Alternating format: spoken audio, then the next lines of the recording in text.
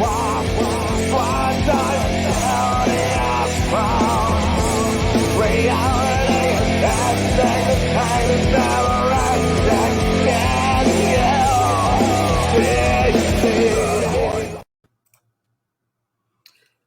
right, what is up, everybody? Welcome to Beyond the Breakdown with Six Scars. I am JT, and I am joined tonight by the illustrious and sometimes, elusive Chris Dredge of Spawn of Psychosis.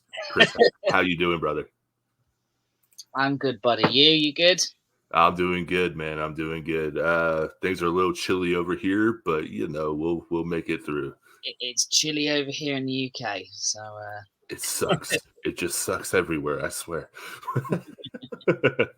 So, me and you are just we're gonna dive headfirst into this, man. So I wanted to tell the listeners a little bit about our history, because we actually have gotten to know each other over the last couple years, 2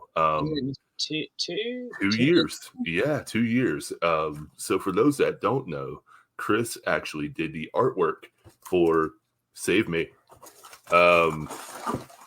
However, he also sent me this wonderful piece of art for it that I still hold in such high regard. Oh, it's not going to show. There we go. Right there. I absolutely love this thing. I want to get it framed. I want everything with it, honestly. But me and him met through, I believe, the Don't Kill the Vibe group that was still going on back then. It was, yeah. It was, yeah. And man, that was a while. Yeah, that was crazy times. It was. Yeah. I mean, I can't remember how I ended up in that group. But, I can't either, to be honest, man. That was an interesting group, though.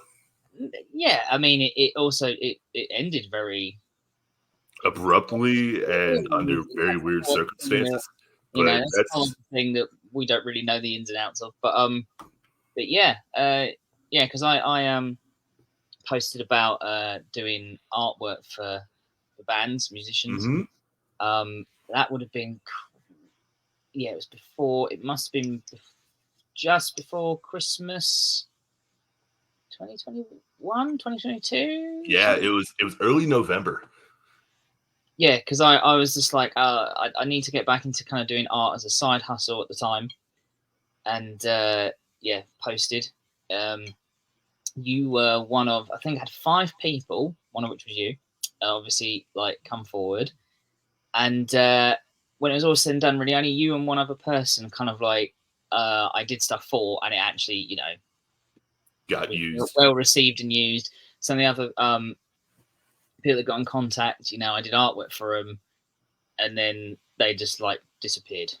So it's like I don't even know if they got used or anything, but and I mean, the track saved me instantly. I was just, because that was. Yeah, that would have been, I think, the first track I ever heard from you as well, I think, at that point.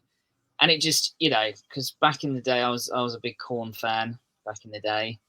So, and I was just like, this guy's, he's literally the embodiment of Jonathan Davis. No, I wouldn't say all that. I'm nowhere near the skill level that man possesses to So the track was obviously just instantly got me, and it's always good as when you do sort of artwork for people, when either their image of what they want you to do or their idea of what they want you to do is quite well thought out, or when they give you, if it's, as was the case with you, it was based off of a track and what the track was about. That track had so many things in it that were, as a visual artist as well, very easy to kind of take things from and stuff, and and I think you kind of gave me free reign of interpreting it. Yeah, and there we go. That's how I interpreted it. So, see, to me, man, I think that's some of the best ways to get the most creativity out of somebody, is just tell them to like throw themselves against the wall at it and see what they come up with. And if you don't like it, then you can go back and redo it. But yeah, I've had some people in more recent times kind of. I'm like, cool, what's your idea? And they tell me the idea, and I'm like, okay, cool. And then I'm like, okay, so you're doing it like this. What are my reference points? And what they give me as reference then is completely actually different to what they actually want. And in those situations, you're like, you just need to tell me, or they tell you, and you do it literally to the letter. And then like, nah, not like that. And you're just like, so. But it's part and parcel of it. Yeah, I was gonna say, some people are a lot more strict when it comes to their creation and what they want on it. So I get both sides of that. But so, speaking of music, man, a lot of us don't remember the exact time music was introduced to us, but what is your earliest memory of you wanting to do it? Well, my earliest memory of myself, okay, well, I guess weirdly, or not weirdly, really, the first CD I ever bought as a kid, at 7 or 8 years old, would have been the soundtrack to the original Teenage Mutant Ninja Turtles movie. So that was like that was my first purchase of music. Yes. And it just went downhill from there, some people would say. But the first kind of performance, I guess, I would have seen that from memory that caught my imagination would have been Meatloaf. It would have been I would do anything. I would do anything for love, but I won't do that. Brain just completely frozen. Yeah, and I was, I would have been 8 or 9 or 10 or something like that. I don't know. And it was just that fact of, and I've heard lots of people say the same thing with this, is that you were seeing someone who was in terms of what the mainstream would say, a pop star. Yeah. But he's not what you'd expect. He was, for someone like me, he was an average person.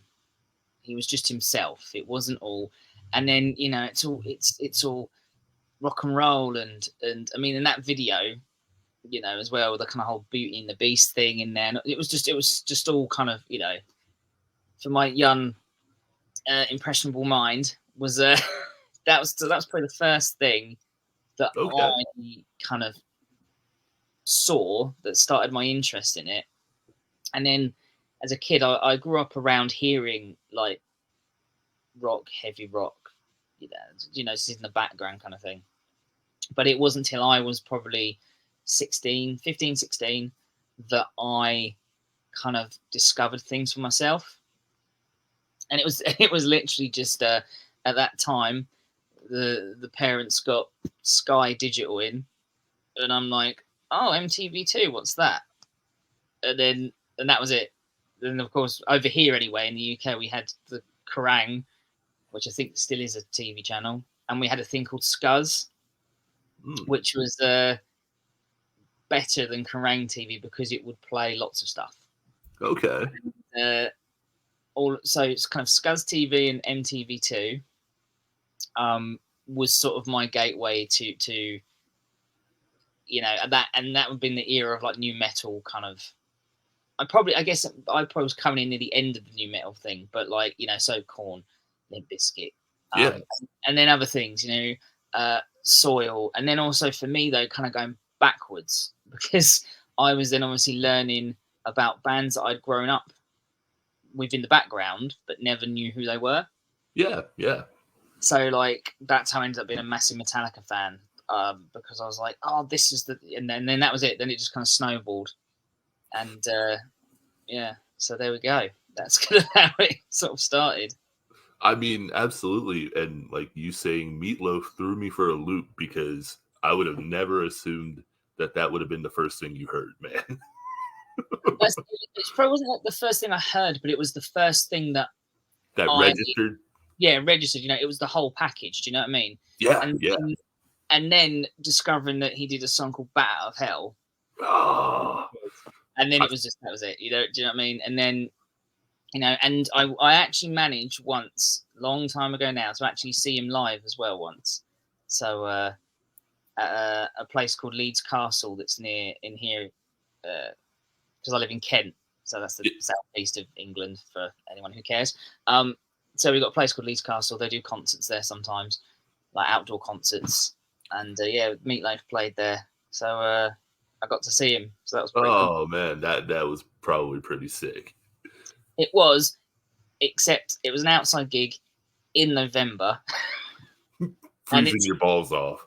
And it's literally, when I say it is literally a castle, an actual castle, and the ground, you know, has these massive grounds, and they do outside concerts and stuff. And it was literally like, you know, the lorries that are a stage. Do you know what I mean? Like the side down. So it's just one of them that they were on, and it was pissing down rain. It's freezing cold, and we're all just standing out there, just in the grounds of this castle. Some people brought little, you know, camping chairs and stuff, and you're just standing there like freezing with an umbrella, like wait for Meatloaf come out. So it was an interesting experience. So but at least I got to see him, you know. Right. I mean, that's a once in a lifetime thing right there too. Will, what's up, man? He's saying, did not know Chris had an accent. I have an accent. I don't know if I have an accent. I just yeah, I don't know. Okay, have an accent. It makes his music that much cooler having that badass accent. It really does. It really does. I really have an accent, really? I don't know. Okay, look, like we're American swine. I mean, I didn't want to mention that. But, I can't remember who it was. I just remember something years and years ago. I saw some interview with a comedian from, I mean, way before I was even born. You know, I can't remember who it was, and I think it was on a show. We used to have a show over here called Parkinson. Yeah. Famous like interviewer. He recently died, I think, or a bit while ago. I can't remember. So it's like from the 70s, and it's some comedian, some actor. They say they're talking about like Britain and America, and he says, well, the Americans are like, what is it? Something like, you know, they're our cousins. You know, you like them from afar. But you'd only have them round for Christmas or something like that. So, I mean, the customs are way different over here, as in there are hardly any. So it's the way you do dates. I don't understand how you ended up with that system. I don't know why. I don't know why you dropped the U out of the word color. I don't know what that's about. So it's color? Yeah. And it's aluminium. Okay? No, it's aluminum. No, it's really not. It's aluminium. It always will be. I knew this was gonna happen, man. You can tell these are things that have been bugging me for many years of watching American. You're like, this is the whole reason I'm on this damn podcast. I'm getting I need to tell you all, you're saying it wrong. You know, it's all good fun, guys. But yeah, you crazy kids. Will says, you like us from afar. If you touch an American, you'll find yourself in assless chaps chasing deer in the woods. I mean, he may be wrong. He may be right. I'm not going to say. All right. So, I mean, I knew this was going to happen. And then there's Thanksgiving. Like, that is a whole other thing. But, like, that's a very American thing. Well, I was going to say, like, do you all celebrate that? Like, I mean... No, it's just you guys. You're the only people ever in the world. That's like your legitimate holiday you've created. Imagine that, us creating something that nobody else wants to celebrate. Well, we won't get into the historicalness. No. I'm not trying to get canceled right off the bat here. Over here, the way American shows portray your Thanksgiving to us, it's basically you get 2 Christmases. That's how it's portrayed to us. Because you do the whole, like, you have the turkey and the thing and all that stuff. So you get 2 Christmases. You're not wrong. You're not wrong. Yeah, Will just said we like food. As do we. And tea. Yeah. Let's see here. I reckon that's tea in that GNR. Very much is. So that's a whole other thing that I need to talk to you about one day, because you and Ames from the Nix's podcast, you guys are obsessed with tea. Well, kind of. Yeah, but you guys are obsessed with coffee. Like, we are. But I mean, obviously we have coffee, but in the past 20 odd years, whatever, there's now loads of Starbucks and Costas over here, and Subways. We have Subways now. That was a whole thing the Brits didn't quite get their head round. It's a shop that sells sandwiches, which we've always had, but these are supposedly special sandwiches. So that was a whole thing. Very fair. In fact, years ago when I was at art college, there was only Subways in London. I don't think at that point they were anywhere else here. And when I was at art college, we had a guy who had lived in London and he'd moved down here to just do art college. And like on the first day of getting to know him, he's like, "You got a Subway here?" And I was like, No, we don't have any Subway trains here. We don't have tube trains. No, Subway. I was like, "Yeah, Subway." He's like, "No, the sandwiches." And I was like, "What the hell are you talking about?" It's just what? And then now we have two. So down here, so in my town, so. Oh, Will making a confession over here. He's only listened to 2 SOP songs so far. Well, the good thing is there's no bad ones. So there's that. Some people would disagree with that, but there's plenty to listen to now. Well, so, I was going to say, this is my podcast, and I'm saying that there's no bad ones. So, speaking of music, man, I went back and listened to your first 3 albums today. And dude, they're so wildly different, yet the same at the same time. Like your voice definitely has that growth. And I was listening to, it used to be my favorite album by you, Ministry of Transition. But I went back and re-listened to Freak Show Pandemic. And I believe it was the song, what was it? Club Antichrist? Yes. Dude, the vocals on that song are amazing, and it stuck with me all day when I was listening to it, along with Friends Like These. Yeah.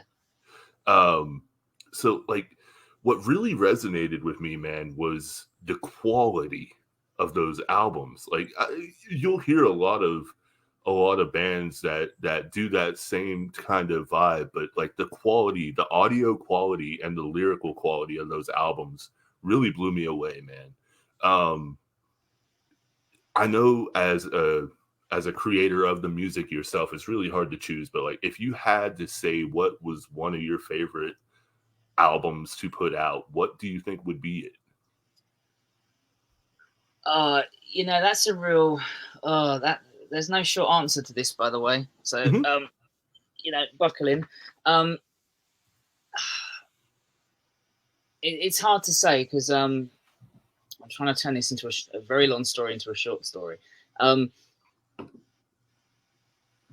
mean, it's funny you say about quality because as a band, I mean, for the viewers and listeners who don't know, currently me, Spawn of Psychosis, is just me. Mm-hmm. It started that way. It grew into a live band. And then, as the years went by, everyone had life changes and, and then I decided in 2021, 22-ish to kind of like get back out there, which is why, as you know, like the tracks I put out in 22 and 2023. And when we first started, so the first album were as there were more people than just me. There was band members. Was Children Pandora, and I've always felt we were always a bit unlucky when it came to our album productions because it sounded great, and then later down the line after it's released, you're like, various things happened with stuff like Freak Show Pandemic. In fact, that went through a whole nightmare moment after we recorded it and we mixed and mastered it at the studio. We all came back from the studio, took a couple of days, chill out, and our producer Graham, who mm-hmm. He was like, I don't know what's happened, guys. I'm listening back to his masters and something's happened. Like it hasn't done what it should have done. So we had something that happened where we to this day don't know. Some digital thing that should, I guess, on the board that should have been on wasn't. I don't know. It was very strange. So then we had this kind of like reverse engineering of it to try and make it sound like what we last heard in the studio. And a lot of people over the years had really kind of didn't like us, didn't like our sound. And really every album, there was, you know, there were recurring themes in them, and they're very much a moment in time. Mm-hmm. I mean, I guess if I have to pick one, I would probably say it's Ministry of Transition. Simply because in the period between Freak Show and Ministry of Transition, we were really, you know, we were pretty much a mainstay in sort of the underground music scene in London. I mean, don't get me wrong, we were like, you know, we're at the bottom of the pile, but like, do you know what I mean? But we were, you know, we were regularly gigging, you know, and in that period we supported Hansel and Gretel, Dope Stars Inc. We supported KMFDM. At the wow, Islington big one in London. So, and don't remember, we were always like, you know, first band on or whatever. Still. But it was just, there was a lot of growth in those periods of time. So therefore, I have all these really good fun memories of gigging, and you know, I'm still friends with my bandmates still. You know, in the more recent time, I've tried to convince them to like come back and do it, but everyone's lives are different now, and you know, and you know, what I'm working on with the music at the moment is kind of a bit of a, you know, as you know, because you've been listening to the tracks and stuff, there are a lot of songs that are personal to me. So in some ways, it was always gonna come down to me just carrying it on, probably in some way or another, you know. Yeah, I mean, that's an awesome answer. I honestly was not expecting Ministry of Transition, man. I really wasn't. You blew me away yet again on that one. What was it like really about that album that like made it more intricate for you? So in terms of like the kind of writing process and stuff, so the first album, Children of Pandora, I wrote that. It was just me. I wrote all of it, you know, programmed all the. I mean, we not because we didn't want one, but we were so adamant of like, let's just get out there and make music. You know, all our drums were programmed because we were like, we just want to get out there and make music and play music, and you know, eventually, surely a drummer's going to see us and want to join, kind of thing. Yeah, and it never happened. So, Children of Pandora, I wrote it all, and when members joined, it was like me saying, right, this is what you play. You know, so it was all very much, and of course I was like, you know, you can tell, you know, do your own little flair of how you play it on guitar, for example. But it was very much, I wrote it, this is what you do.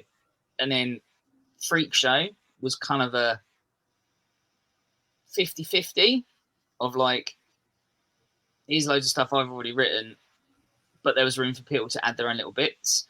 So by the time Ministry came round, everybody involved was all putting equal kind of stuff in, and by that point as well, we kind of, like I said, by that point we were gigging in London. We were, you know, we were this industrial punk metal band. That's just what we kind of tagged ourselves at. But one of the main things that we always had as a band, and the thing that I was always adamant about, was we make whatever music we make. So I was completely open to like, yeah, let's, you know, if we write something on an acoustic, let's use it. If we write a really heavy death metal track, like, not that would ever be my vocal style, but like musically, let's use it. It was always just, if we like it, if we enjoy it, if it has meaning, we should use it. Yeah. But because we ended up kind of being put with industrial punk and metal bands, and also I'll be honest, we played a lot with a lot of bands in the London scene who it was really hard to kind of, you know, say what they were because it was so sort of underground in a way. But I tell you what, man, I saw more punk and metal kind of attitude in bands that were not punk and metal, if that makes sense. They literally just might be a one-person act, and it's just like synths and distorted vocals, but the attitude was so much more punk and metal than where our local scene was, the bands we were seeing at the time in our little kind of local bubble, which equally we didn't want to be a part of, but that's a whole other story. So yeah, so ministry transition, we're all putting in. We added, there was a lot more synths, there was a lot more electronic stuff. We did a lot of collabs on that album with people we'd met through the scene in London. And it was just, it was kind of felt like a culmination of where we wanted to be, what we wanted to try and do after it. It was kind of our like step up to us at that point in time. Mm-hmm. It was our best selling album in the sense that in the past we'd just gone, let's make an album, put the money in, it's made, then try and sell it. This one we were like, let's be a bit smarter. And, you know, we had like a whole pre-order thing and bundles and basically anyone that bought, I mean, years later I did do a repressing of it, but the original pressing is was it covered already? How Chris? I will get to that. I will get to how it came. Yeah. So the first press in the ministry was in a digipack, and the booklet in it was meant to, because there was also a narrative within that album. So the little booklet was meant to look like a passport, kind of like a, what was it like? You know, like during what's called like border force kind of passport things, and you know all this kind of stuff about being a rebellion, like a rebellious group, and kind of like terrorist group stuff. It you know, those of you who got the first, those who may have the first pressing, kind of got the full sort of original idea kind of thing. So yeah, like I said, it was a culmination, and it also ended up being a kind of a moment in time where there was life kind of changed as well in not such a great way for me and for other people. But yeah, so there's just a lot of things attached to it. Yeah. So, I mean, wow, that was a great insight into why the album sounds the way it does, honestly. Like, when everybody sounds that cohesive, there's definitely it takes it to another level as far as like, you know, connection, in my opinion. I don't want to kill too much time because we have so many topics to go over, which of course I can have you back as many times as you want because we'll go for hours. Dude, I'm cool. However you want to do it, it's all good. Just keep ever till I pass out, or you pass out. You know, you can do an endurance thing. However you want to do it. Well, if you want to answer Will's question about how Spawn of Psychosis, the name came about, I was actually going to ask that myself. So good on you, Will. The name came about because I was sitting there one day going, I need a cool name. But I was like, and at first I was just kind of looking, I think I was looking for a thesaurus of just, you know, random words. Does it make, you know, sense? And weirdly, while I am sitting there thinking, you know, what I should probably also point out, because we haven't said, I actually started this when I was 16, but it wasn't until I would have been in my early 20s that it became a band. But at 16 years old, I was like, originally it was like, I want to join a band. And I'd started playing guitar, and I was like, so I'll just record my ideas to show, hey, you know, this is what I do. Do you want to, you know, can I join your band? And basically no one was interested. So I just thought, well, you know what? I'll just do it myself. I'll do it all myself. And, you know, bought drum machines and all the rest of it. So I'm sitting there thinking, I need a name. But I wanted it to have meaning to me, like a resonance. Mm-hmm. And while I'm sitting there thinking this, TV's on in the background, and there was some documentary about, you know, drug use and psychotic breakdowns and the rest of it. And they must have just said, like, you know, psychosis in it was like in the TV in the background. And I was like, cool. And I was like, that needs more than that. And then I thought about it and had my usual kind of internal process, being creatively minded. And it was like, you know, we're all kind of a product of our environments. Mm-hmm. My life background, I was like, it's been pretty fucked up. So it's quite kind of psychotic in a sense, and its own psychosis. Like, so it's like I'm a product of psychosis. Oh, it's a Spawn of Psychosis, and that's how it started. And then that's why I took the stage name Spawn. My mate Adam was Drag, Because why I can't. I think it was because literally, back in the day, way back in the day. I mean, he still is a Wednesday 13 fan, but he was like really into Wednesday 13 when I first got him. Like he looked like everything. He was dressed in 13. So somehow we got named Drag, and then everyone, as various people joined, they kind of like chose their own stage names that had some relevance to them and stuff. But yeah, so it was this idea of like being a product of your surroundings. So therefore, world's pretty fucked up. So we're all product of madness, basically. So that's fucking awesome, dude. I didn't actually know that detail. Like I knew we discussed it before, but never in that way. So that's really cool. So what is on the horizon right now for Spawn of Psychosis? I know you came out with Kathy, that single, which is absolutely great. I encourage everybody to check that one out as well. And I'm going to be putting links to everything. I have your Bandcamp scrolling across the ticker right now because it's absolutely worth it. But you also just put out the Proof of Diagnosis second referral mix, which I'm so stoked to be a part of. Thank you again for that. Well, thank you for wanting to do it, dude. Like, dude, I hate that it took so long on my end, and then on just everything in general. It was just like we both went through this rough patch of time, and it was chaos, man. It really was. Yeah, but equally, that's why I was like, I knew it would not be simple. I just knew it wouldn't be, and either because of my life, the fact that like you're in the States, and then getting Graham to kind of fit it in with what he does as a producer, as well as the other things he does. So I was like, this is gonna. So that's why at the start I was like, there's no deadline, guys. It's just all kind of, you know. But then as it went, I was like, maybe we need a deadline. So I was like, maybe I should have said now a deadline. And then it was like, okay, guys, that's like, you know. But we did it, dude. We did it. We got there in the end. So I think it turned out great, man. I really do, and I hope to get you on a track soon. Awesome. Definitely down with it. But what is creatively next for you, man? I know you're dropping teasers to your songs you're working on all the time, man. So there is I have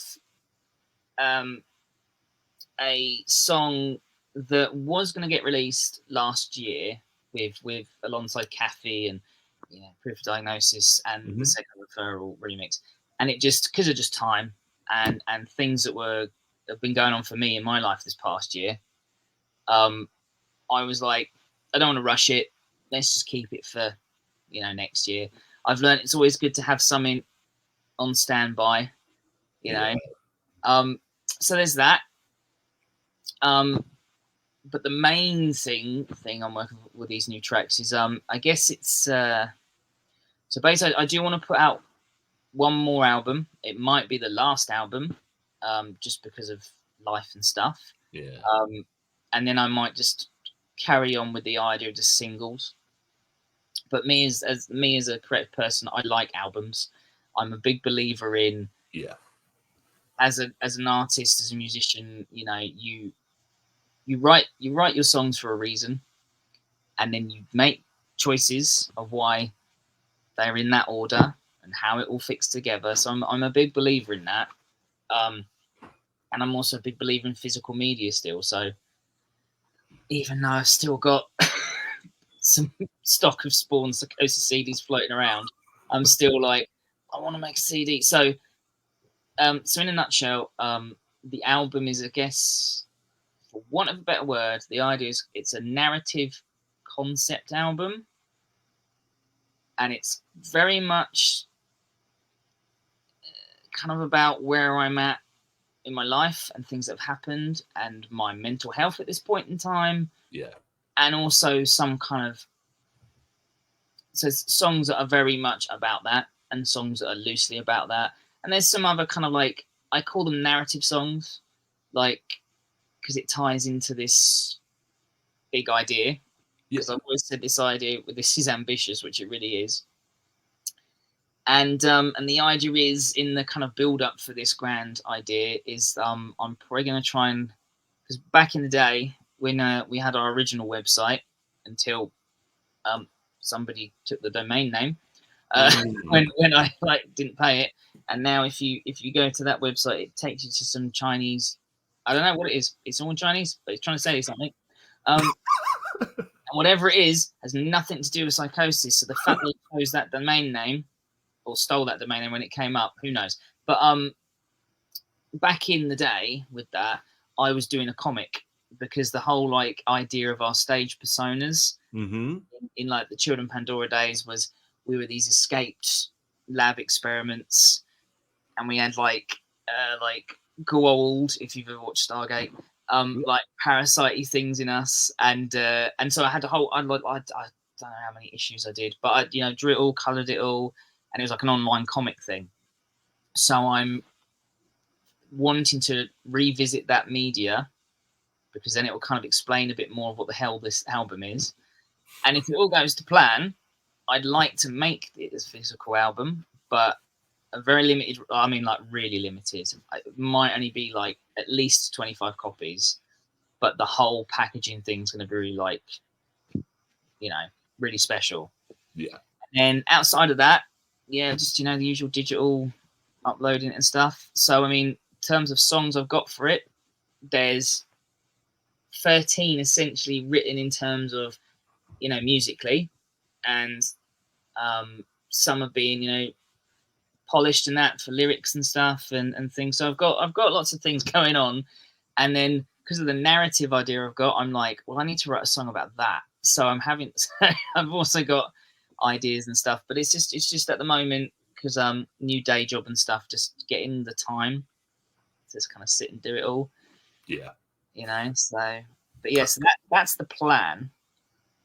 So, concept albums are interesting. That was what mine was going to be, Proprioception, and I ended up putting that thing on the back burner because I feel like I creatively bankrupted myself. I wanted to do something similar to you and actually have a whole comic made up about it to explain the goddamn story. But it just, my mind is so sporadic, it won't stay focused on just one train of thought for the story. So I end up just kind of diverging and going outwards. But you had talked about mentioning mental health. How has this been a catharsis to you to put out this, to work on this concept album? It's, oh man, that's a whole thing.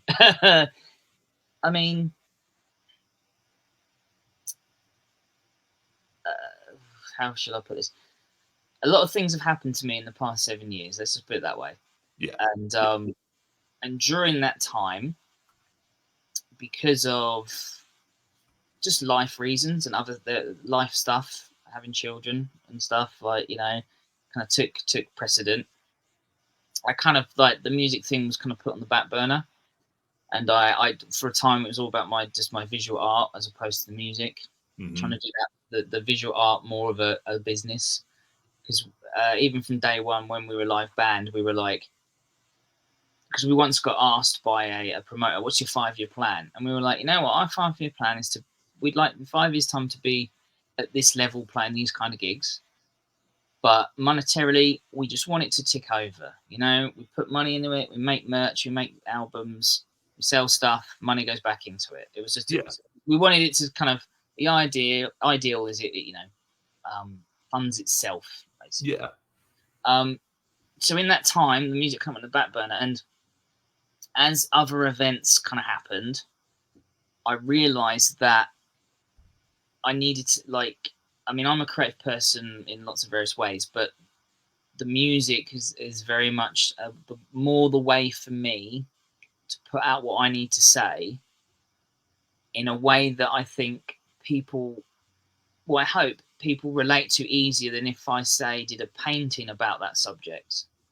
If that makes sense, it's just kind of how I kind of feel about it. So in the end, like I said, everyone else had life stuff going on, and so band members quit, I moved, there was lots of stuff going on, and I went through a phase of I can't. It was that weird thing of, when you have no expectations of something, and you just do it, you don't worry. You just do it. Mm-hmm. But when it's that weird thing. If you succeed at something and then it falters or something happens and it stalls, that can sometimes be worse than never doing it. Yeah. Do you know what I mean? So I was kind of in a moment of like, well, we used to be this, but we can't be that. The band isn't that now. So that kind of put me on a downer, and I shouldn't bother doing it. And what's the point? And no one cares, and all this sort of stuff. And then through other things happening in life, I realized like, no, I need to do the music because it's the thing that helps me process stuff. Yeah. More so than like I do visual art from time to time about these same sort of stuff, but it just, I don't know, doing it as a music format with music and lyrics and stuff, and then albums and imagery and all the things that you can do with it, and music videos and whatever, just was for me that was an easier or a better way to get those things out there. Mm-hmm. So through all those things that happened, as I say, I started doing music again. You know, the first track I put out after all that was what was it? In 2022 would have been Avdi Vide Taste, which was actually the start of the original idea for a narrative thing, which I then completely changed right after the fact, and have now turned it into this new idea, which, you know, I don't want to say too much because it's still a formulated idea, but it's very much it is going to be quite personal for me on one level, but that's why I'm also trying to expand it out a bit within the narrative. Kind of is sort of allowing me to do these more personal stuff, but in a way that I can cohesively add other songs to this album, which don't have to be all about something very personal. If any of that makes sense. No, yeah. So yeah, music's just, it ended up being doing music became the more cathartic thing in the end. Yeah, I feel I'm the same way. For me, if I go without a day, not necessarily a day, but if I go days without being able to voice my anger that I'm feeling either toward myself or to the world, it feels like a fire is just like boiling inside me. And I feel like I'm about to erupt. That's also probably majorly due to the bipolar, just to be honest with you. But music serves as like that therapist that you didn't realize you needed until you go without it. Yeah, I mean, it's funny you said you'd listened to like recently had listened to like the third three albums all the way. That's because you have a wildly creative mind. Milk it for all it's worth. Absolutely, man. And, never place in the box. Stifles critic. Very, very true. Yeah. And I definitely have a wildly creative mind. He does. He really does. Yeah, I mean, you know, and weirdly, I'm also a geek, as we all are. Oh yeah. And, you know, I do Warhammer miniature painting and stuff. And but weirdly, what I have learned for myself as well, if I start getting, say, I burn out working on a song or whatever, yeah, I need to do something else creative, but not the music, because that's burnt me out. So I'll paint miniatures, and while I'm sitting there painting, you know, 100 lizard men or whatever the hell I'm doing, I start having ideas for the music. Do you know what I mean? And it's a thing of like, I'm doing something creative, painting my little lizard men, but it distracts my mind enough for it to start coming up with new ideas. See, that I envy that, because sometimes I'll have those random bursts of thoughts where I'm watching something or listening to something or hearing something, and I'll go write, and I can write 5 songs right then and there, and then I'm like, oh, that's really cool. And other times it's like, what the hell do I have to do to get this creative block out of my head? Justin, do something else creative, but that you don't have, like I said, but it is a hobby thing or it's a fun thing, and you probably have more inspiration and stuff. But yeah, again, that's what I was originally gonna say. Yeah, you say you listen to all the first 3 albums, like the main albums and stuff. and it's funny because in all of them there are personal songs, and it is a thread, and it's just interesting to hear that because they, like I said, there's lots of stuff in there, but it's a funny random things. Yeah, And it yeah, very true. it really does. True. So you were talking about, you know, like on those first 3 albums, and I know we're all over the place, man, so I apologize. But there's just so much I want to talk to you about. Dude, talk. Don't worry. I'm going. I was listening, like, again, I was listening to, I believe, Freak Show Pandemic, man, and the song that really hit me like a ton of bricks, man, was Who Killed. Yeah. Like, that sounds nothing like you at times, man, and it blew me away what you sounded like with it. So that's one of the personal songs, which I have no trouble talking about. Are you sure? I didn't. No, it's no secret. Like it's you know, something I've been talked about before. So it is actually about a real event that didn't happen to me, but happened to someone I knew. I mean, I won't dwell on it too much, but basically, when I was in in the States, you don't have primary schools, do you? Yeah, I know what it is, though. Like not nursery, the one up from like kindergarten, or preschool. So you're 5 or 6 when you start. Oh, okay, yeah. So that would technically be like kindergarten. Over here we have like primary school, secondary school, which is your high school, I believe. Yeah. So anyway, when I was at primary school, so I would have been 5 or 6. One of the kids in my class, he died, and his name was Robin, and essentially, he was killed. He and his little sister were killed by their mother, and so. You know, I didn't really know him. I guess like he was a friend, but you know, it's like I was 5, 6. You know, whatever, do you know what I mean? Like, but it was always something that stuck with me, just as a memory. Yeah. And it was always just there, always a thing. And eventually, I had the idea for the song because the poem at the very beginning of the song. I mean that's a well, I say famous. It's an old poem from. It's one of those things where no one knows who wrote it. I don't think, as far as I remember. And it's meant about Robin Hood. That's what it's about basically. Yeah. Who killed Robin Hood? But that little nursery, my grandmother used to say to me randomly, and just one day I was like, that poem, what happened? I kind of connected the two, and then the song itself is about at least how I remember the events of what happened to them. So, and we kind of also musically kind of did a bit of experimenting and stuff, like the noises you hear, like the little, like that. And like the tapping the on the that was literally we went through this kind of, me and Chris, who at that time was the bass player and the synth player. He would then also become the second guitarist when Rob joined as the other bassist. So we went through this, like, we should experiment, man. We should do some crazy stuff, like atmospheric.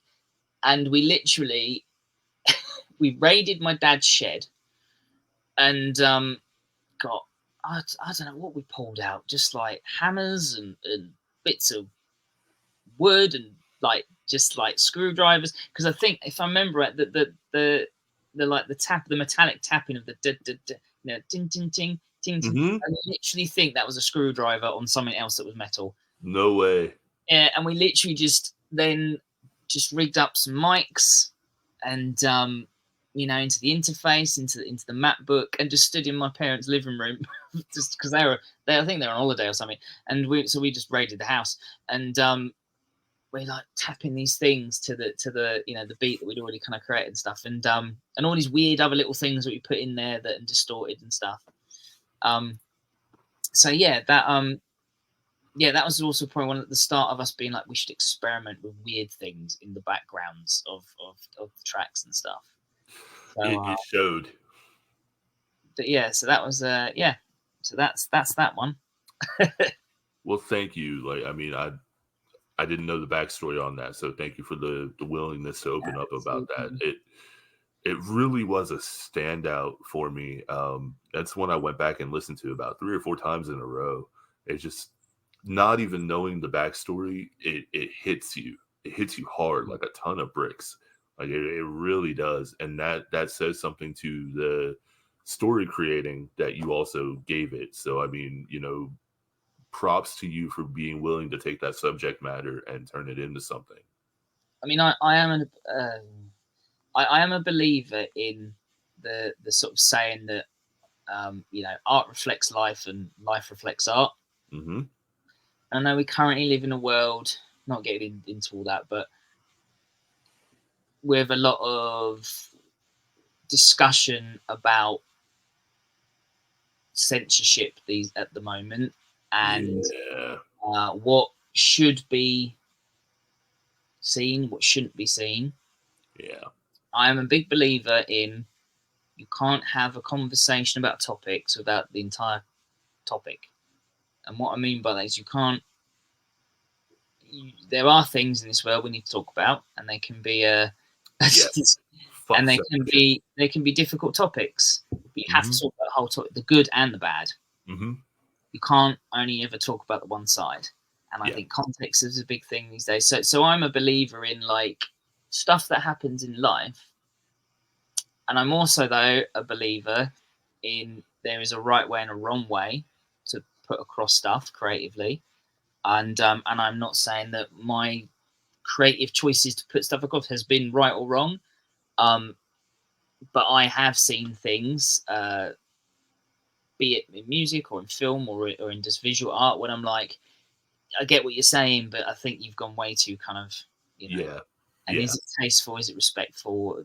That when you mentioned the track Cafe, I was very, very, I wanted to tell that story, but I was very careful in how I wrote it and the implications of what it was about and stuff, because I wanted to do it in the right way. Yeah. But I'm a believer in like there's terrible things in the world, but we need to talk about them, and art reflects life. Yeah. So So now, is Kathy going to be a part of the album, or was it just a single that you really wanted to put out? It was well, to be honest, all the songs that I've released in the past 2 years, they were originally all meant to be on an album, and as that kind of so they're all kind of being written sort of within the same time frame, in the same year or whatever. But as I was doing it, I essentially altogether I think I had like 15 songs, and I was like, I really, really want to do this album. But I'd already had some songs that were kind of narrative, or I thought they'd be good to be this. When I start writing lyrics, I think there's a vibe within the music. I think that work, and I was like, well, then how do I make them all link? And then I became aware of this notion of, it has been a good few years since Spawn of Psychosis put anything out, because the last CD was the EP, the Anno Diablo Volume 1, because it was meant to be a Volume 2. Oh man! Not as pacifist. You are more than welcome to. Will has just started a new podcast where he is interviewing bands and artists alike, and he's phenomenal. I can't encourage you enough to be on that podcast. Dude, message me. We'll figure something out. Will is good. He's a good dude to have, and I think next week we're doing the second part of his. So I'm really excited. Yes, I did watch. I didn't watch it all yet, but I did. I was watching part 1. It's a good one. So I've completely forgot what I was saying. Yes, so so they were all going to be an album, and then I was like, it's been ages since we released anything, which was by that point would have been the Anna Diablo Volume 1 EP. There was meant to be a Volume 2, and because it didn't happen, that just fell to the wayside. And I felt there's no real point picking that up again because too much time has passed on. So I thought, I want to do an album, but I need to put stuff out before that to be out there again, to just kind of, become relevant again, whatever that means, really. So then it was just a case of going, right, what do I think is the best out of this whole chunk of songs? Which are the ones I think could be their own thing, and I could put them out individually, but they could also be put together. I mean, with this concept album idea, however grand my idea for like the physical release, I was probably going to put Kathy and Conform or Cancel and all those songs on like a CD as a special thing for that with that album. So yeah, it was just about getting music out again, rather than throwing all my eggs in one basket and go, here's a 12-track album. You haven't heard of me for about 5 years. Let's see what happens. So. Well, and also getting back into the things have changed within. Like I was so adamant we would never be on Spotify because we were all about the whole purist music, really. And in the end, I've had to concede, as we all have in some way or another. So I was also getting to grips with the way stuff is done now compared to what it would have been done, how we would have done it, in like 2015, 2016. So there's a learning curve to it too, man. Like there really is. Like it's not just you upload it and then that's it. There's you gotta do everything. Yeah, I mean, well, we always did it. I mean, that's the reason I have a record label is so that I could put my music out, and if it became successful in the way we all wish it would, as musicians, that I wouldn't be screwed over, or that my band wouldn't be screwed over, because. And when I say I have a record label, I don't mean just like I came up with a name and it's on the back of the CD. Like it is. No. You legit have one. Yeah, it's an incorporated UK business and stuff. And a lot of people say to me, like, why do you bother still with it? I'm like, because I have learned both from listening to, anecdotal stories about, say, Motley Crue. You know what I mean? Like, whatever you think of them now as a band, in terms of like as a creative entity, as has happened with lots of bands historically, their label, controlled their masters. Yeah. And their label, I think it was in the 90s. If you've ever read the Dirt, yeah, it all goes into that in the book. But essentially, the record label didn't care about them anymore because they were done, but would happily make money off of their records. So in the end, the band funded whatever tour they did themselves at that point in time, and just every night Nikki Sixx phoned the lady who was in charge of that department and just got the crowd to shout abuse to her down the phone until they finally relented. So it was stories like that, anecdotal ones. I was like, nah, we need to. And at the time that I was like, no, I seriously want to do this band thing. When I was like, I said, like when I was 19, 20, I read up about it and the whole idea of 360 music deals, which now is a dirty word, but at the time that I was reading up on it, it was all about like you as an artist take control of your whole thing. Mm-hmm. And then if I don't know, Roadrunner Records, whoever does come knocking, you can say, yeah, I'll sign to you, but actually I'm going to lease you my albums to you rather than I'll sign your deal and you'll be in charge of my stuff. It's a bargaining chip. And back in the day, I hoped to like help other bands out by putting them on it, and not for like I want to make money. For just like, hey, let's do something with this. And it didn't work, and various reasons, and various things happened. And in the end, I was like, you know what? It's just for us. Or if like Chris, who was in the band, he'd had his own little side thing, his own like solo project. So I was like, oh, we'll put your stuff out on the label as well, man. And there were periods where we all as band members were on, we're all directors of the label and stuff, and so it was all trying to be like a fair thing. Like what happened when we did our collab. I made sure that it was a fair thing between us, you know. So, because I'm all about, you know, I do believe in there, you know, creative people should be allowed to make some form of income, even if it's just to fund it. Yeah. Like, you know, and yeah, I mean, we won't get into the whole, like, you know, Spotify, blah blah blah, but like, yeah, you know, I don't think there's anything wrong in doing that. And you know, like, at the time as well, I didn't want to be just another guy in his bedroom making music. Do you know what I mean? There's a bit of validation when you go those extra things to prove to the naysayers, well, you know what, I really, and actually it was Graham many years ago, our mutual buddy Graham said to me and the guys once, he was like, because we were talking about all this, and because we got a lot of hate from the local scene and stuff back in the day. We were the most hated band in Kent, apparently. Right. But that's a whole story I won't even bother going into. But he once said to me, if you don't put value in what you do, nobody's going to put value in it. You know, you can't expect people to value what you do if you don't value it. So, I agree. I mean, it you have to walk a fine line with me saying this, because it's like, I don't want to sound elitist, because I am technically a kid that's, you know, recording in his bedroom and making the songs, but you can tell when people put the effort into it. You can tell when their words are heartfelt and meaningful versus just wanting to be part of the crowd. Yeah, I mean, don't get me wrong. There's absolutely nothing wrong with recording in your bedroom. No. It's that because we all have to start somewhere.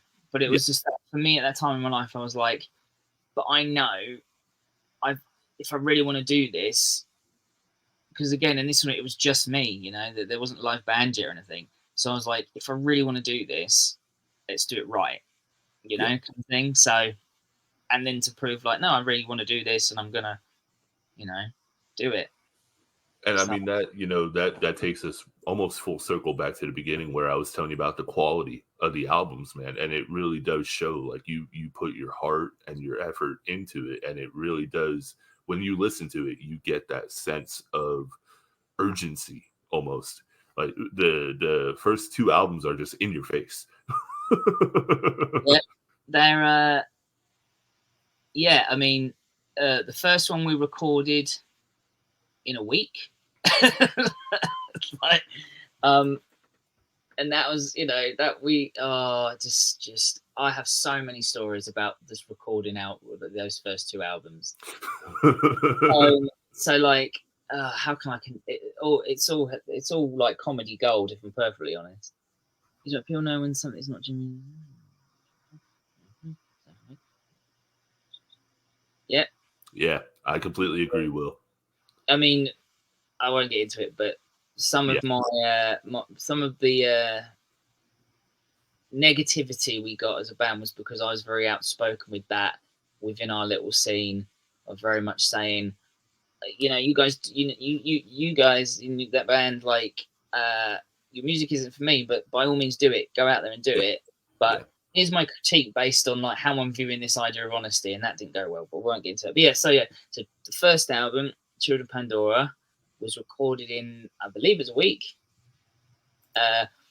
Obviously, we'd written everything and we were prepped. Well, we thought we were prepped, and it was in this little studio, like I said, local to kind of where I am at, and there's like one little control booth, and then obviously a room which was, you know, your live room, and a lot of bodies in a little room, right? You know, and I think we were literally just you know, so we would get down there for, I don't know, 8 o'clock in the morning every day, and we were there till 6 in the evening or 7, living off of Pringles, donuts, lots of basically sugar, just sugar, just living off sugar. And you said earlier, like my voice and stuff, like now, you know, over the years, I mean, I still can't sing as far as I'm concerned, but I just do me. But I've also learned the hard way that I wasn't, like, regardless of how you sing, regardless of what you do, you got to do it right, because you will hurt yourself. Oh, yeah. And I hurt myself. I ended up with laryngitis for like a month or so. So back then, when we were doing Children of Pandora, I'm just all about attitude. So I was just doing, you know, it's all people used to. There was someone very close to me who once said that if the Sex Pistols hadn't happened when they happened, and they happened now, that was what we were like. Oh man, because of like, yeah, I mean, like, you know, visceral kind of just like, I didn't care, I'm shouting the thing. So we did that. So yeah, so Children of Pandora is very much lots of bodies in a tiny room, living off sugar, and you know, using a cracked copy, I believe, at the time of Tomb Tracks. Oh man. Oh Jesus, I still use it now. Well, not that version. I have the second one. I was gonna say, like, man, my brain's just gone completely blank. Not Superior Drummer. Easy Drummer. Easy Drummer. That's it. Yeah. So now I use an official Easy Drummer. Too. Back in the day, it was I had first of all I had a little Zoom drum machine. Oh man. Right. And I think it was like called Dr. Drum or Robo Drum or something. I can't remember. And I was like, yeah. And then we upgraded to the drum machine I still have now. And we had two of them. We had a backup one. So we've done all that to make the MIDI drums, and send it to this cracked copy of in the studio of Easy Drummer 1 to make it sound a bit more. And it was just just living off of sugar. Did I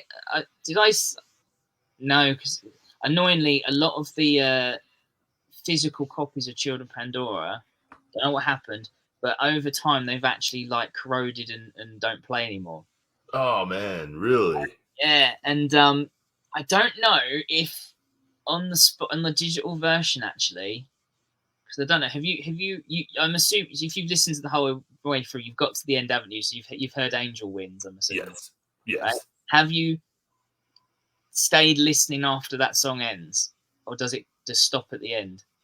I think it might still have like a little bit left to it. So right. Are you telling me there's something I need to listen to? Because I don't know if it will be on the digital. I can't remember. But if it is, wait a while after that song ends, and there is a stupid comedy bit of an outtake that we were like, we have to put that somewhere on the album.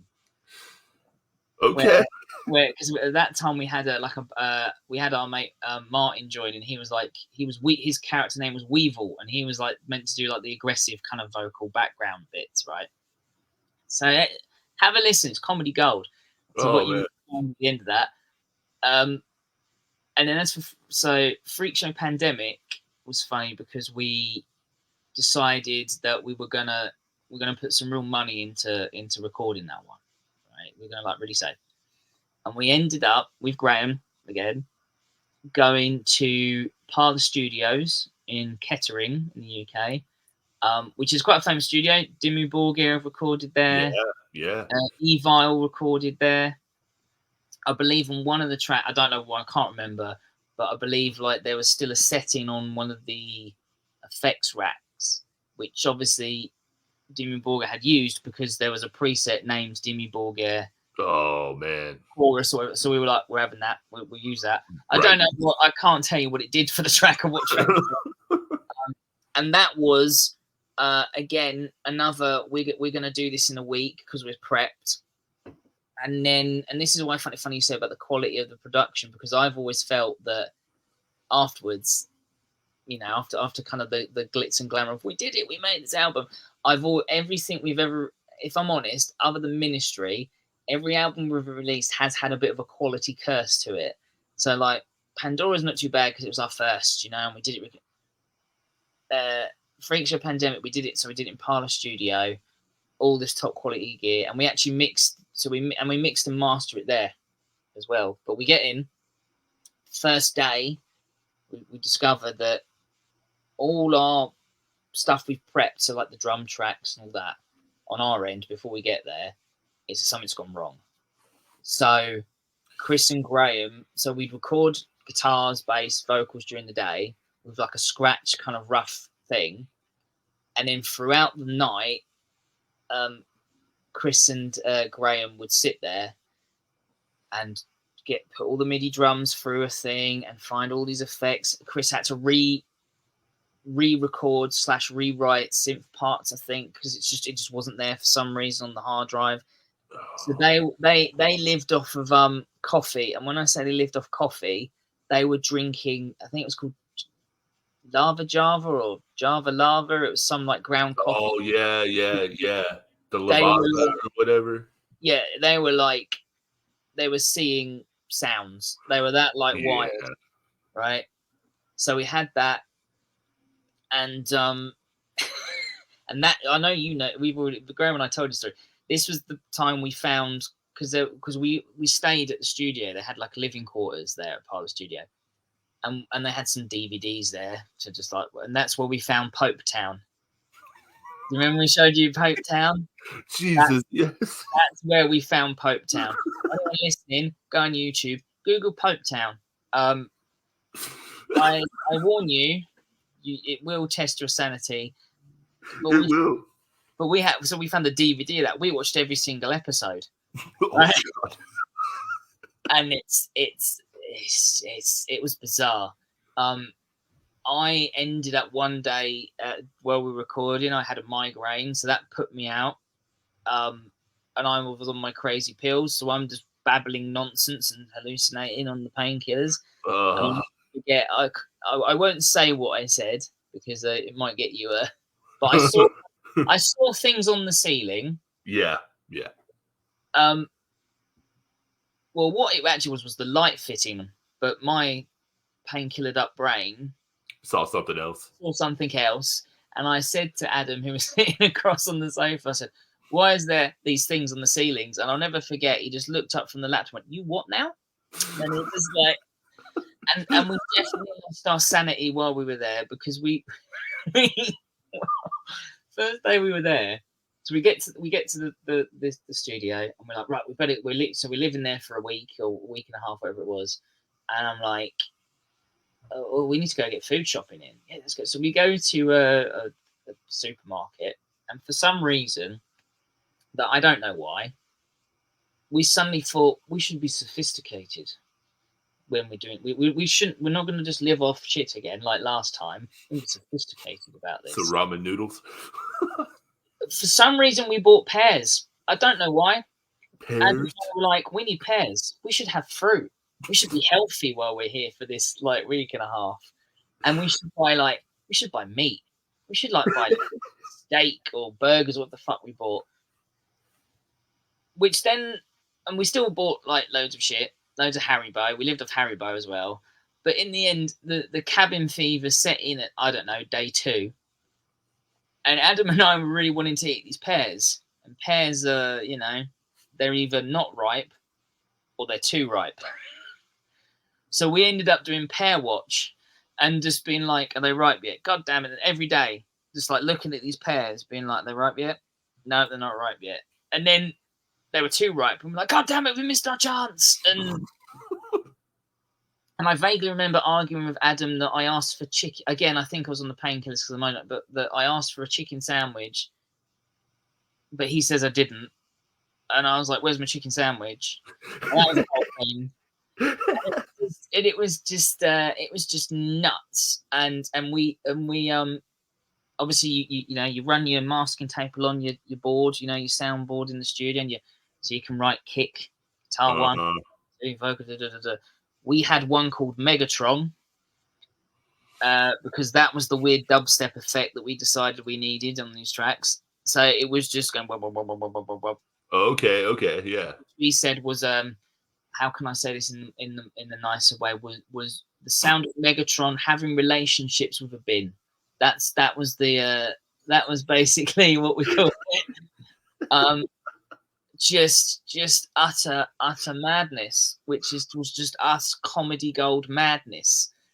And it was just so many things happened there.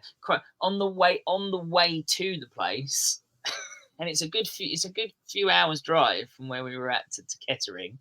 We're on the motorway, and I think it was on a roundabout. I was like, I can't remember if I thought, and we hired like a people carrier to get us and all the gear up there, right? Mm-hmm. Right, Graham drove us up there, and I can't remember if I thought the door wasn't shut or it wasn't shut properly. But I decide the best time to check this is when we're going around a roundabout on a motorway. Do you have? I don't know. You guys don't really have roundabouts, do you, in America? Because you're all about the freeway and the. I know what you're talking about, though. Yeah. Big round thing that you go around. Yeah, and that's the time I decide I should probably check if this door's open or not, and decide that I'll open the door as we're going around the roundabout. And or at least I didn't decide to. I went to check it, and it would transpire that therefore my check-in opened said door. So they're like, "What are you doing?" I was like, "Oh my god!" It was just madness, just utter. So then, when we got to doing Ministry Transition, we decided we're not going to hire a studio. We're gonna put the money into production and stuff, but we're going to do it ourselves and go to Graham's home studio to do bits. And there was a lot of, which adds to that level of there's more layers because there was lots of more moving parts. But yeah, it was never. Oh, and that again with that album, like. So many funny stories about us doing gigs and just random stuff, utter random, just ridiculous stuff. Yeah. There are so many stories. I mean, clearly, like that whole thing sounds like a trip in itself. Just listening. It was. Well, you mentioned you really liked Club Antichrist. Mm-hmm. So I don't know if you got it from the lyrics, but that's an actual place. I figured as much. And we played there, and it was amazing. And it's not at that venue anymore, unfortunately. The venue it was at when we would go was in London, in Vauxhall in London. It was an awesome place. It was called the Coliseum, and that was awesome because it's a rock, metal, alternative fetish club, and it was awesome. Just awesome. And again, funny stories with that because again, we played the show there. It was loads of fun. It was great. Awesome. I then had a migraine at the gig. So we did our set and then I had a migraine. So I'm back on the heavy duty painkiller pills and seeing stuff. The only thing about Club Antichrist was so as a club, it starts, or it did at least back then, it's 8 o'clock at night is doors open. Doesn't finish till 6 o'clock the following morning. Ooh. Which is fine. But if you are performing there, be you a dancer or a band or whatever, because of the whole loading gear in and out and all that stuff, you can't actually leave till it's done. Oh, wow. Then you wheel your gear out. And we didn't know that. We were like, we'll do a set, we'll chill out for a few hours, have a laugh, it'll be great, and then we'll just, we'll politely take our stuff and get in the car. And they're like, oh no, you have to stay here till we shut. So, and we're like, okay, that'll be interesting. And then so let's do our set, it's all good, it's fun. I'm then tripping balls on the painkillers. Tripping balls in a venue like that is interesting. I could imagine, dude. And I was just at one point trying to find the rest of the guys, and I'm just wandering around, just tripping. Absolutely. And I remember someone, and when I have migraines, I get paralysis. I can't see. It's real bad. So I'm sitting there, and there's some guy basically talking to me. He's like, "I really enjoyed your set. You guys are really cool. Where are you from? Where can I find you?" All that really cool stuff. And I'm hearing what he's saying, and I believe I'm responding and saying, "Well, thank you very much. That's really cool. Thank you. Can find." But it would transpire because of my painkillers. I was actually, as I was later told, sitting there going to him, and I'm thinking, why is this guy looking really weird at me? In my head, I'm saying to him, "Thank you very much. Well, you can find us here," and and blah blah blah, yada yada yada. And just madness. It's just utter madness. Yeah, and we were there till they shut at 6 o'clock in the morning. Damn, dude, that's a long night. We got there at lunchtime. Oh my god! In the afternoon to be there for loading, and then go to our hotel and get sorted and come back and yeah, I just remember when it was all, and then so that it finishes at 6 in the morning, but then realistically we're not really getting out till 6:30 in the morning, 6:45, and I do remember just sitting there being like, I just don't know what day it is or anything, like any sense of man. and where am I, what's going on, and it was just but I would not trade it for the world. It was just the best time, and so many fun memories and just random stuff, and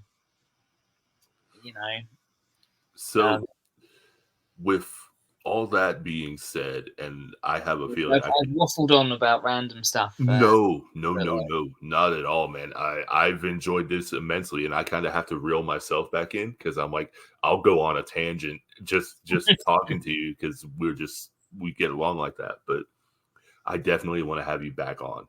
Definitely, dude. I think that this is really just touching the iceberg of what we could actually talk about, man. But you said this might be your last album.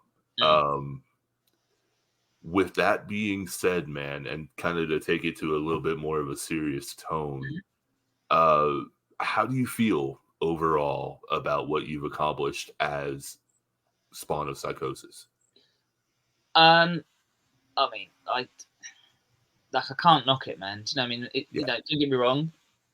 It's not, of course, it's not been that, super positive all the time. Like I said, I'm not gonna really go into it, but I personally, in the early days when we were, we're a band and we're gigging, and and we always wanted to not be just another local band doing the same local bits. We wanted to do more, and we were very lucky in that we managed to do that, and we managed to make contacts in London, and we managed to do what we did. But there was a time when a lot of the hate for me, I was like, I don't know if I could, I still was wanting to do it, but I was like, I have to take a step back from the presence bit. Do you know what I mean? Like the social media bit back in the day and stuff. Yeah. So there have been some definite lows. It's unfortunate that someone that was very close to me through those years passed away during that time as well. So that there's a lot of which was another reason I think why I kind of took a step back from music and stuff, because it kind of reminded me of that a little bit. But it's been great. I mean, yes, it's it's sad that we're not all doing it together still, and all that, and it kind of got cut short for various reasons. And in some ways, we never had our last hurrah. Like when people started leaving, and for their reasons and life and stuff and all that, we had an opportunity to play a festival that I'd always wanted us to play on, and we were finally booked to do it. And then stuff happened, everyone's lives, for all of us, and we couldn't do it because no one was in. It was just like me and one other person at that point. So we never had a last hurrah. And I would really love to get everyone back together just to do one gig. Yeah. One last hurrah as that version of the band. Yeah. Because because like me, Adam, Chris, Rob, that would always be like the version of the band that, and don't get me wrong, I mean, yeah, if I was able to, because I always was like, hopefully I might get into a position of meeting other musicians and stuff and all that, but it's hard because life has I'm living a different life as I was back then, but no, it was the greatest of times. Like I wouldn't change any of it, even the things that in hindsight I was like, yeah, I probably shouldn't have hit that hornet's nest with that stick but it was all part of it, and it's just so many good memories, interesting memories, just comedy moments, meeting some of the best people I still talk to now, that would watched us and became friends and stuff, and you know. So no, I wouldn't change it for the world. In fact, the only thing I need to do for that is I need to pay the you know, the legacy thing with DistroKid, so that even, Oh yeah, so it will stay up. it stays up forever, because I am like, that's my, you know, that's my thing, and you know, I can tell my son, like, you know, do your thing, Absolutely. like. But yeah, no, I wouldn't change it for the world. It was and also, you know, because there are personal songs that I've released and stuff. You know, that I wouldn't not ever. I've never gone. Should I ever release that? Yeah. You know, because I'm like, got to do it. You know, It's all you. yeah, you know, got to get it out and stuff. So, Yeah. Yeah, no regrets in doing it. It's yeah, it was some of the best moments of like I said, oh, so many stories, dude. Just so many stupid things of being in this band, and just the random stuff that seemed to happen to us.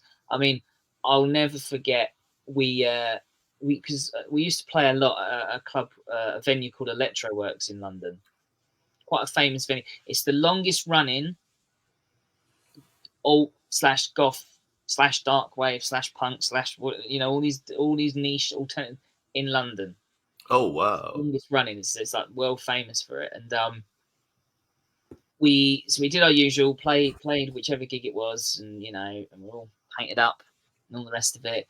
And we like, yeah, you know, we take what bits we can take off the stage and put away, and Oh, let's go to McDonald's and get some, you know, get some food.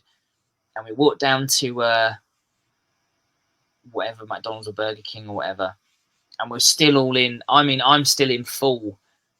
And back then it was, you know, corpse paint, black veins drawn, the full thing. And I'll never forget, we walk into this really busy McDonald's in London, and it's like frantic in there. And I get out to the counter, and the girl at the counter's busy finishing off the thing before, and she looks up to go, "Can I help?" And there's me, just my big punk rock, spiky hair and the corpse paint, black nails, the full gear. And she just goes, "Ugh!" Like that, and I'm like, "All right, can I have this?" And she's just like, "What?" And then like Adam's behind me, he's still all made up, and he's like, "Yeah, can I have? I'll have the like double cheeseburger, wherever it was." And then the next guy, and you know, all of us there, and it was just the look on their faces of just like, what's going on here, you know? That's amazing. It really is. And just funny random stuff. Well, it shows that you light up when you talk about it, man. Like it shows the passion that you also have for it. And that's something that I think sometimes is sorely missing in the world of music today, man, is the passion and the love for it versus just a business venture. And so I mean, the first thing I ever thought when I listened to your music, man, and I'm just gonna sit here and kind of pump you up for a minute, because I mean, there's so many, well, no, like I mean, you'll sit there and laugh about it, but there's so many people that can dub their style as, you know, industrial metal and punk, but you have such a unique sound. And I don't say unique as in because you're a bad vocalist either, so don't even. But I listen to it and I'm like, that sounds like Chris. That doesn't sound like anybody else I'm listening to. You can hear the inspirations, especially like Metallica, like on Body Bags. Yeah, but yeah, very much so in the early days. Yeah. Yeah, oh yeah, dude. And I loved it though. Like I really did. I was like, oh, he's incorporating that style in with his own. And I wanted to give you credit for it, man, because in a lot of today's music, there's not a whole lot of originality. And granted, I know those are older albums, but you still maintain that to this day. And like, dude, major props to that, because Thank you, man. yeah, well, I mean, it's like, you know, in a world where so many people conform to what the most popular thing is, dude, you're still out here just waving the middle finger saying fuck you to everybody. I mean, it's the funny thing is, like I don't get me wrong, I listen to bands that are, you know, really heavy and, you know, have what, you know, you'd call like extreme vocals or whatever, Yeah. and all the rest of it. But for me, within that style, there's either I can hear some of what they're saying. Do you know what I mean? Mm-hmm. Or musically, there's stuff going on that, like, there's a hook, and it all sort of just it all works together. So in terms of kind of like the modern, whatever modern metal is now, and whatever that is, I don't really relate to it so much. I don't really relate to like constant, like Lorna Shore and stuff like that. That's just not my. I mean, fair play, they're doing the thing, and it's all good and all the rest of it. It's not throwing hate, but it's just like that's just not my thing. And the weird thing in terms of like me with Spawn of Psychosis was like, I'm a big believer in you play what you play. Do you know what I mean? Like you do what you do, right? And I was very much. I think it stems from when I was like I said, when I was like 15, 16, and I was like, for myself, discovering the music that I would really get behind. I was, like we all do, we get into the thing of, you dress a certain way and all the rest of it. And there's like certain conventions, within it and all the rest of it. I'll never forget, at that age, I was like, so I need to like get a bag. I need to get a rucksack, and I need to, the Hessian bag, rucksack thing. And I need to get my Sharpie. I need to draw all my favorite bands' names, and because that's what I'm seeing around me. Yeah. But then I stopped and was like, but that would just be me following the thing, and the whole point of this is not to follow necessarily the thing. Mm-hmm. And then when it came to me doing music, like I said, it wasn't meant to be I was going to make my own band. It was like demo taping me playing guitar, basically. Do you know what I mean? And I'm not a great guitarist. I have no music theory. I don't know music theory. I'm trying to learn some now. But it was always that kind of grunge / punk thing of like, just pick it up and play, and you'll learn stuff, and if it sounds good to you, do it.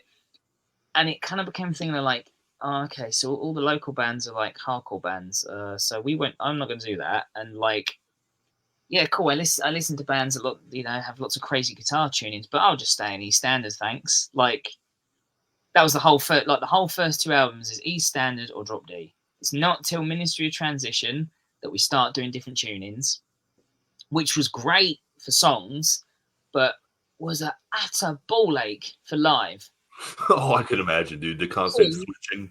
And now I know that there's a thing called a digi-drop pedal, because I got one. If only I knew that then, our life would, because we'd be like, we want to play that song and that song. And oh, but wait, Patricide's in drop D. We've got to play that all the time. That's like big, everyone loves that. Oh, but Martyr's in drop C sharp or drop C standard. And we're like, how do we play those two things together? So it became this whole thing. But just that notion of not like an intentional, well, that's what's the thing, I will not do the thing. But it was more like, I don't feel the need to, I must have this amp, this certain guitar brand, these tunings to validate that I am metal or punk, because that's the thing. Like just with anything, I'm a big thing of like, you get what you can afford, and you just do what you can with what you got, Absolutely. And I mean, these days in the world with digital amp modeling and stuff, it probably doesn't matter what guitar you got, because you're going to press that button and you will sound like you've got an ESP with EMGs in, and you're running through an EVH 5150 or whatever because you pressed the button. So I don't think it matters as much as it would have, done. Yeah. Past. But yeah, so it's always just that, doing what we, what we can. I mean, like, when I talk about these, I mean, even when I was doing these little demo tapes, right? And then I decided, no, it's called Spawn of Psychosis, and I'm just doing it for me, right? Kid you not, dude. I had a little Tascam 4-track to tape. Oh, no. And it's still like the early 2000s, so it's not like, I couldn't burn CDs, but I'm literally making tapes. And then I borrowed like another tape deck thing so I could have like a master leveler, right? And then I'm taking the insert out of the blank cassette case, and I'm drawing around it to make a template, and I'm drawing all the artwork on it, and then I'm photocopying it all, and I'm cutting it out, and I'm proper DIY, as if it was like the 1970s, but it was literally 2006 or 7 or whatever it was. because I was just like, I've got these skills, I'll do it. And back then as well, it was like, because I went to art school and stuff, and I was, did a degree in film and that, and like I was like, oh well, while I'm waiting for that amazing ideal job in the film industry, I will make my own music so I can make a music video for it, so I can kind of practice and hone a craft and make a portfolio and all that sort of stuff. So it was always I was just like just do my own thing and not feel like I had many moons ago. I had one guy say to me, "You're a big Metallica fan?" I was like, "Yeah, I'm a massive Metallica fan." Yeah. And he was this guitarist in some other band, and he was like, "Oh, well, you better put your guitar in C." And I'm like, oh. and he's like, "That's if you really want to." And I was like, "Well, I have some of the tab books, and yeah, Sad But True's in C, I believe. Most of it's in standard though, or like down a half step back then anyway." Mm-hmm. But again, it was this notion of like, you're not really this if you aren't now playing, like you haven't got a Valve amp. No, because I don't have loads of money. Yeah. I've got this amp though, and it does the job. Like, so, so Yep. it was very much that thing of, using what you got, making the most out of what you got, and just doing it, and not being too fussed about stuff like that, Yeah. Well, I mean, and that's a good way to be too, because like DIY, I think is finally making its comeback in the music world, and I think it's for the best. I really do, because you're having to rely less on people that can steal profits. Yeah, I mean, I think in the modern, I totally agree. Like, and there's a lot more. You have a lot more tools now, more accessibility. Yeah. But I do also think it comes with a double-edged sword. Like with AI now, like as a creative visual artist as well as a musician, like I get AI is a thing, it's here, and I get it's a tool, like to plan out an idea. But I'm all for like, no, if you're using AI art, like whoever you've taught that AI, whoever's artwork you've used to teach that AI, those artists needs to have financial kind of kick from that, because otherwise you've killed their work, because then someone just goes, AI, I want you to make this thing that looks like this artist. Yeah, and then it's being copied from it, and like you said, they're not getting the royalties that they're due for the stylistic approach. Exactly. And I mean, I actually recently, because for one of these narrative songs I've got, I there's a dialogue in it, but like in the demo I've done the dialogue, but it's not going to be me doing this dialogue in the finished thing. And I thought, well, maybe I could use like just for the demo again, like I'll use one of these AI things to like I'll type it out, and the kind of voice and stuff I would want from a voice actor, just to kind of see how it sounded in the demo. And to be honest, I got so annoyed with just faffing around with that. I was like, you know what, just leave me on the demo, and I'll just pay. I'll get an actual voice actor to do this thing, or find someone, whatever. Yeah. Because I'm like, that to me is still easier than faffing around with AI. And it's so, but it's there, it's part of it. So it's a double-edged sword. It's good to have the tools and for people to do more themselves. But I still think there's a place to, by all means, commission people to do your whatever for you. Mm-hmm. It's a thin line. It's a double-edged sword.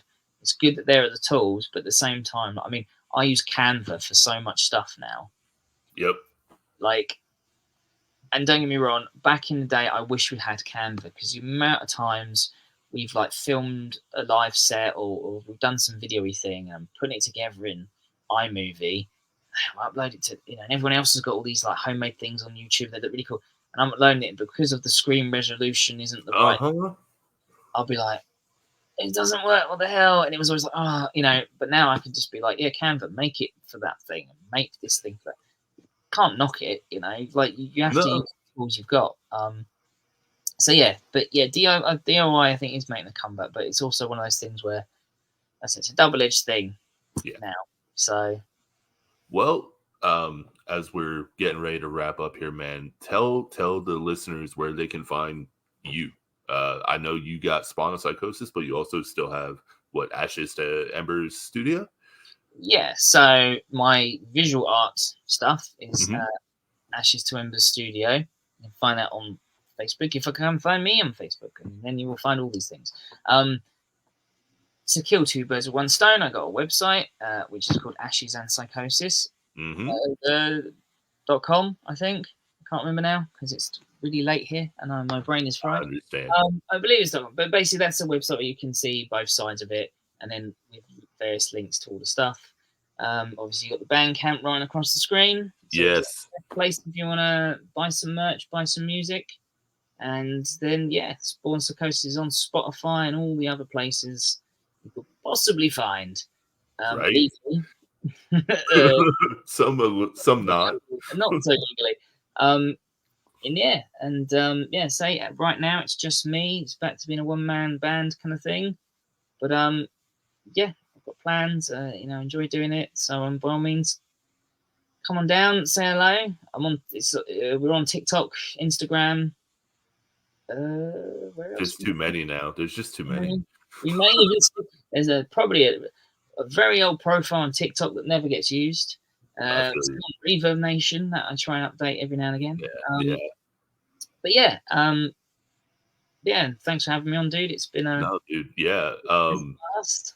So I definitely want to have you back on, dude. Stuff. I don't know if you have any other burning questions you want to ask. Well, I mean, I don't. I have some, but I don't want to, I don't want to broach them as just like a throwaway thing. So I definitely would like to get you back for, if you're up to it, a little bit more of a serious toned one as well. Because you and me, we're jokesters, man. It shows. Like you and me, we can sit here and tell stories and joke just for hours on end. That's just how we are. But I also know a little bit of a different side, and that side really, really hit a spot for me about a year ago. Without divulging too much, man, you were one of very few people who checked in on me at a very, very low point about a year or so ago. And that truly meant the world to me, man. It truly did. I'm bad about falling off with people for a while, and you and me picked up just like nothing ever happened, dude. And that meant the world to me that you didn't cast judgment on it. So thank you. Man, you and I. Turns out you and I have had some very similar medical as well, which was like, another thing that you and I have connected on and stuff. But it's like I just said to Ames, I noticed when Ames kind of like went off the radar for a bit, and I checked in on her, and because I just thought I'll check in, and man. I mean, I'm great. It's been great doing this. Yeah. Glad to be back. You can ask more questions. I don't care. It's whatever you want to do, dude.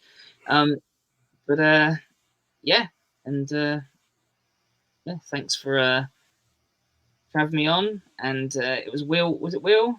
Will Brawley.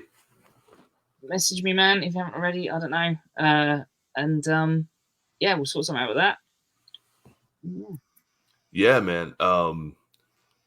Time willing, dude. Like I said, I'd love to have you back for a second one, and we could dive into some of the stuff that we just talked about, man. I'm an open book, as you know, when it comes to the things I have, but I haven't openly discussed them too much on here yet. I wanted to give them the proper insight, not just something that, because to me, even though I have these diagnoses, like I can throw them away. Like, they're just throwaway lines at this point. To some people who might be struggling with it, though, I don't want them to think that I'm thinking lightly of it. So that's kind of how I'm approaching it. Maybe right, maybe wrong, I don't know, but it's all I'm learning as I go, Well, I guess I'd say you've listened to you've been listening to the whole back catalogue by the sound of it recently. Yeah, but today. To anyone that might be watching this little now or later or whatever, if you need, there are songs. I suffer from mental health. I had a lot of things happen to me. Fuel for the Fire, that's one. If you want to, take on about depression. proof of diagnosis for anyone who's has medical stuff and has had to deal with people giving them shit for it. God, there's so many. Mother, if you've lost a parent. Yeah, You know, there's lots hard, of things in there that you might find, you know, help with your catharsis. And in fact, I'm just, you know, that was always something that was important to me as well. And you said earlier, like, is there anything that I kind of regret about the band or anything? And then, it's probably not a regret, but a missed opportunity. I think we played one of the many times we played Electroworks, and we played Fuel for the Fire. Might have been for the first or second time live, can't quite remember. And I did this a lot. When we did live, I would always interact with the crowd and joke around with people and stuff. And you know, we made mistakes on stage or missed lyrics or whatever. And we were always like, oh, well, and just joke with it. You know, don't get all freaked out by it. But anyway, so we played Fuel for the Fire. I've said what the song was about. And lots of people kind of like, yeah, when I said what it was about, played the song, everyone got into it. And I noticed there was a woman in the crowd, and I think I only noticed her because I know she was very kind of like up against the wall and she was nodding along. We played a song, we'll finish the set, and we're like, thanks, good night, give it up for the next band, which is whoever it was next on, and we're packing our stuff up. And she came up to me and she just goes, thank you for that song. And I was like, she goes, that song you did, the one, but I want few things. She said, no, thank you for that. Like, I was like, no, cool. And I was like, yeah, sure, no, I'll, you know, come by the merchant, you know, we'll chat, whatever. And I never saw her again though. I don't know. She probably filtered out into the crowd, and you know, there was a club because Electroworks would have gig, and then there's like a club night afterwards. So she probably just filtered off into, you know, the rest of her night. But I've always been like, man, because that's the thing. I you know, I don't write things. I guess I do write things to be relatable, but I'm not like they must be relatable. Yeah. But it's like I know there will be people that relate, and I'm very open about how I find it interesting hearing how people relate, how they interpret songs and all that kind of stuff. So, but yeah, so I was always very open with that, and yeah, I've had people kind of be like, you know, so for someone to come up to me and be like, "Thank you for that song," like I needed to hear that. Yeah. What they're going through, you know. So yeah, man, it's all there. It's all there. Well, I mean, I feel bad keeping you so long because it's after 12 already for you. I know. Yep, it's all right. It's been a long day, I'm sure, and you're probably just thinking like, "My God, I didn't expect this to go this long." It's my own fault for babbling on about, you know, hallucinating and pairs. So like. You know, so. But I say that if you're game for it, man, the next episode will kind of dive head into the stuff, you know. I just have to organize it, time and stuff, but we'll figure it out. And if need be, man, I will accommodate you more than you've accommodated me, man, because you've been beyond gracious by doing this at that different time schedule. Because you know you Brits have a weird time over there, so. No, you have the weird time. Nah, don't even start with me, man. It goes. We have normal time. Yeah, that's how it's meant. The day, the month, the year, not your crazy. You guys do. We do month, day, and then year. Because who came up with that? What was that? Right? Who the hell came up with daylight savings time, man? Like, it's all worthless. This is that whole American rebellion thing you got going on, isn't it? Like, listen, I'm not going to sit here and take it from somebody that doesn't celebrate Thanksgiving. All right, just because we don't need to. I don't care. You have, you know, we've adopted your Halloween into this thing that it never was, but that, like, when I was a kid, now it's this big thing. So okay, yeah. Proms, yeah, that's another thing you've infected us with. Like, we didn't have proms when I was at school. We had school discos. That was it. No proms. Thanks to MTV and what was it? What was that show they had? Was it like Sweet 16 or something? Yeah. And all these like ridiculously spoilt rich kids being like, "Oh my God, like I have to go to the prom." Now we have proms. That's all you. I mean, you know, if we have to take credit for something, it might as well be that, right? Like just ruining your country. Well, we're kind of ruining it ourselves, to be fair. I mean, same, dude. Yeah, we also kind of had that whole Empire thing. That didn't exactly wasn't probably the best idea in historically speaking. I don't even have words for that one, man. That's. But Chris, you had your revolution, you got out. It's fine, like, you know. Right, my brother, man. I thank you, dude. Like, this has been an absolute blast. I honestly didn't know what to expect, but it came out better than I could have anticipated, dude. No worries, dude. Again, on all seriousness, thanks for having me. Thanks for taking the time to chat to my dumb ass. You know, and it's been fun, dude. Yeah, but no, we'll do another one. We'll sort something out. No worries. Absolutely, man. And then anything you need from me for help, promoting anything, dude, let me know. I'll do it on here. I'll do it on Six Scars. You know I got you back, man. No, same, dude. Thank you, dude. And man, with that, thank you for going beyond the breakdown with me, man. This has been something really epic. So I will catch you on the next one. See you later, dude. See you later, See you, everyone. brother. Stay safe out there. See you. Stay safe. All right, so everyone, that was Chris Dredge from Spawn of Psychosis, man. There's not enough that I can say about him, truly. He's one of a kind. I knew getting into this, we were gonna go long, and I absolutely had that feeling, and I don't regret any of it whatsoever. I just want to tell him thank you, and I can't wait for the second part of this. Yeah. So, guys, that was the third episode of Beyond the Breakdown. Next week, we got Will Brawley, a.k.a. the Liars Pacifist channel from YouTube. It will be the part 2 of that one. So be sure to tune into that and stay safe. Good night.